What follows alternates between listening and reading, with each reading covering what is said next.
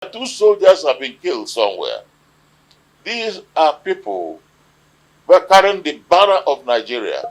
These are people who have brought out their life for us. And it is very sad. We regard it as a criminal matter. Nnamdi Kanu is not in support. Nnamdi Kanu is not in support of this question of law that people should go, people should start on today. He's not about it. I'm sad, very sad that in Igbo land, where I am now presiding as a leader, Igbos are not happy about it, and we are very sad about it. Nnamdi Kanu is not happy about it. And in fact, this is the more reason why we plead that our President Tinubu should take political action to release him. Because if he is released, nobody will now have any excuse whatsoever. We will now know who is a criminal and who is not a criminal. So that is the point. I hope I have mentioned all the points you want to get. Yes, sir. Except that. Well, I will first of all react to my visit to my son, Nnamdi Kanu. Nnamdi Kanu is my son. Today I'm the leader of Igbo people, and every Igbo child is my son. He is my son. He has been incarcerated for so many months. And I have reviewed the matter very critically. Many Igbos have reviewed the matter very critically. And we are of the opinion that Nnamdi Kanu doesn't deserve the type of punishment it's being given. Nnamdi Kanu, like all youths in Nigeria, expressed their unhappiness because they believe they lack opportunities. They believe there is discrimination. They believe that things are not the way they should go. They are not happy. So it's not only Nnamdi Kanu, and this is not the first time.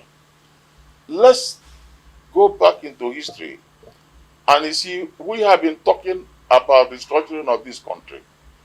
And I want to take this opportunity again to call Tinubu to take a serious look, an immediate look into the structuring of this country. Until this country is structured to enable people to develop within their capacity, within their potentials, so that people should in fact be able to harvest and exploit God-given potentials in their places. And then the power of federal government should be reduced. The federating units should be given more power. This has been clear in 1914 when Nigeria was amalgamated. It was clear to everybody that Nigeria was not a republic of one nation, but a federation of many nations. So it's a federal republic with many nations. All the various ethnic nationalities had their culture, had their history, had their idiosyncrasies. And it was clear to all of us. And all through history, where you have such people, you normally work in a federation. For example, the Great Britain. In Great Britain is comprised Scotland, comprise Ireland, comprise Wales, and comprise England. They are working together. Our founding fathers were sensible enough to adopt a federal constitution. The military changed it. This problem has been on. When Britain wanted us to have independence in 1957, the North said no, they won't accept it. In fact, at that particular time, if Awolowo and Zik, who were leaders of this eastern, south, and southern Nigeria, had agreed, because there were three regions: northern region, western region, and eastern region. If any two of them had agreed, they didn't get independent in 1957. Well, we didn't. In fairness, Awolowo was very keen on it. But it was Zik who actually played the mediatory role and said we should carry the North along with us. That time, North was shouting Araba, Araba. That means they wanted to secede. They said that they cannot. And then we had to have it by 1960. Even by 1960, we had a federal constitution which gave every region then, three regions, North, East, and West, level of autonomy. All these regions had their high commission in Britain. They operated. And in fact, at that time, Eastern Nigeria operated very well. We were described Eastern Nigeria as probably one of the fastest growing economies out of Sahara. Now, even before then, before then, even after independence, we had the other problems. We had Isaac Boro. Isaac Boro demanded for Niger Delta. Eventually, he succeeded, in fact. Eventually, Nigerians absorbed me into Nigerian army. In fact, he fought in Nigerian army. And I think he died fighting as a Nigerian soldier during the Civil War. Now, the Civil War, for example, was again due to restructuring. Ojukwu didn't want to break away from Nigeria. Igbo didn't want to break away. In Aburi, what Ojukwu discussed with Gowon was restructuring of Nigeria to make it easier for Igbos to live in the country. But when they all agreed, but when Gowon came to Nigeria, we were made to understand that Nigerians were advised not to accept it because restructuring it means giving the rich oil area to Eastern Nigeria and they'll be very rich. So they repeated it. I still remember in Biafra, everybody had a vest. On Aburi we stand. On Aburi we stand.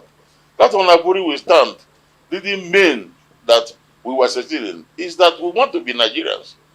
But with the restructured Nigeria, eventually that failed and it led to civil war, where we in Igbo land lost over 3 million people. Sorry, sir, may I cut in? Yes. I'm coming, I'm rounding up. Okay. I'm rounding up. Listen, I'm telling you the background. Now, the point about it is, I'm only telling you why today, the Yorubas are asking for secession. Today, they're asking for the Oduduwa. And of course, they have infrastructure very well developed. Even the Jaws are asking for it. Even the Middle Belt. So the point about it, the only solution is not only the Igbos. People think it's only Igbos. The only solution to this is restructuring. I think it has to be done quickly. Nnamdi Kanu, I haven't seen any. They have been cleared by the court. The High Court have been cleared him. The Supreme Court has cleared him. I don't understand why he's being held. You see, I don't see why somebody who is being held. We are appealing to the government because today it's no more a judicial issue. It's a political issue. We in Igbo land, and I'm speaking for Igbos, we believe that this matter is not political. We don't want people to talk about going through the court process. Court process can last the next 5 years. That means our son will be in prison for 5 years or so. I think this is a political matter, and I want the president to use political power to get him released. Thank you very much. Yes, sir. Can you just briefly tell the purpose why you went there? My going there, first of all, ask me the purpose. The purpose is that we are not in support. We have a group called IPOB. I call it IPOB. This group claim a lot of things, but Nnamdi Kanu have dissociated himself. Even recently, there was wild accusation against me as a leader of Igbos. IPOB is the only group that wrote against me. Nnamdi Kanu is not with them. And you see, we have got in the East today people telling people not to go work stay at home on Monday. There is no one today. People should not go to school. Even I hear that soldiers have been killed. The truth about it, I discussed with Nnamdi Kanu. He is very sad and very bitter about it. And Igbos are not happy. And he has said it. Nnamdi Kanu sometime last year said it, that he is not part of these people who are forcing Igbos to sit at home. Did he say it today? He said it to me again. Today? Yes, he said it to me. That is not part of it. He said it to me. And he said it to me today, that he is not part of this question of people going to stop people from taking exam. Igbos value education. Two things that have made Igbos develop. One is education. The other one is business enterprise. We don't joke with these two things. There is hardly any Igbo family that joke with education. If anybody come and tell an Igbo person, I hear today they are doing mathematics, and then Igbos are being stopped. I even hear that some military people are killed. These are criminal action, very criminal.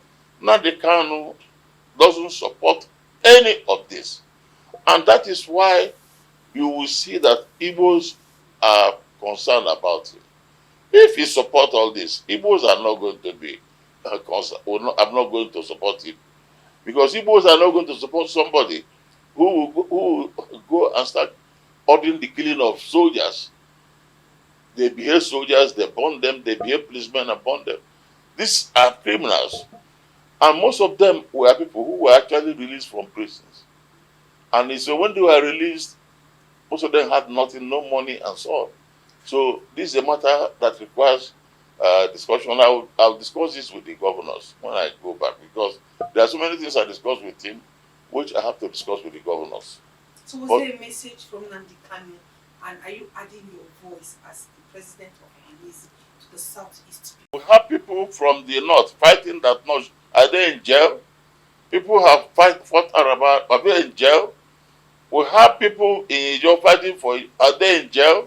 Why is it that the Igbo person? The truth is this. Nnamdi Kanu, that's a constitutional process. You know, when a young man says he's liberating, you see, what Nnamdi Kanu is reacting, is responding to the very serious discrimination against Igbos. Everybody in Nigeria today will know that Igbos have been discriminated. Even a president in this country was bold enough to say that he is discriminated against us because we didn't vote for him. We gave him 5% vote. A president in this country, and you're telling me contradictory. What is contradictory? When a whole president clearly discriminates against us, even today, let me tell you, ministers were appointed, 48 ministers were appointed. We were given only 5.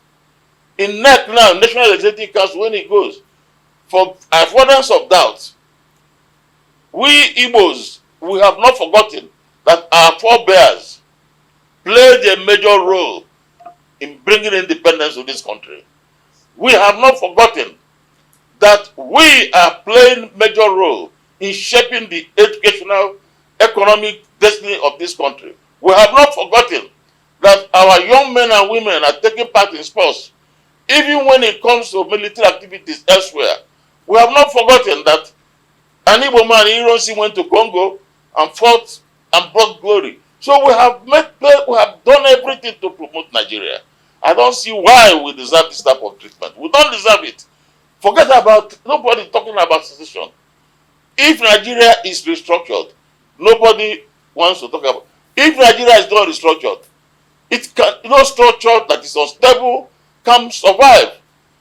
Nigeria needs to be restructured in order to survive. It's not a matter of some people taking it as if they are comfortable.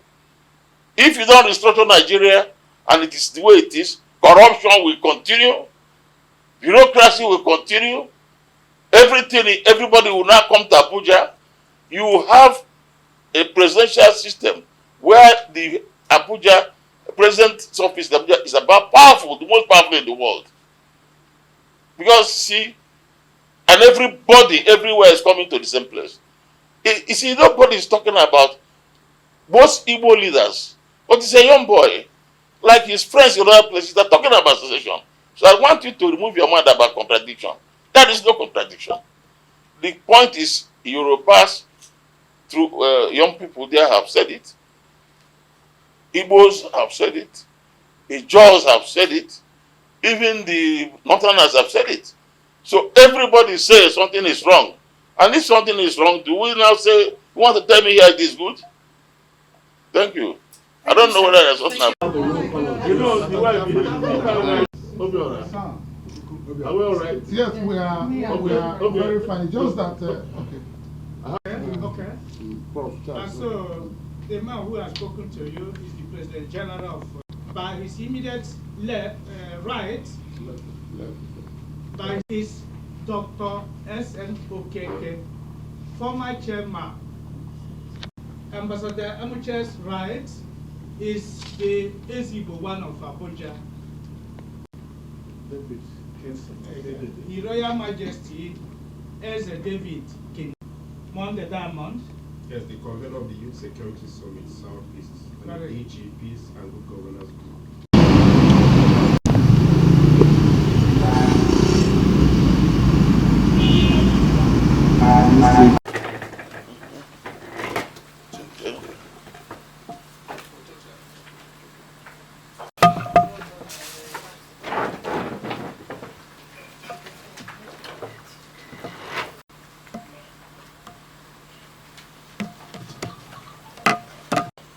Now, Nnamdi Kanu, look at it.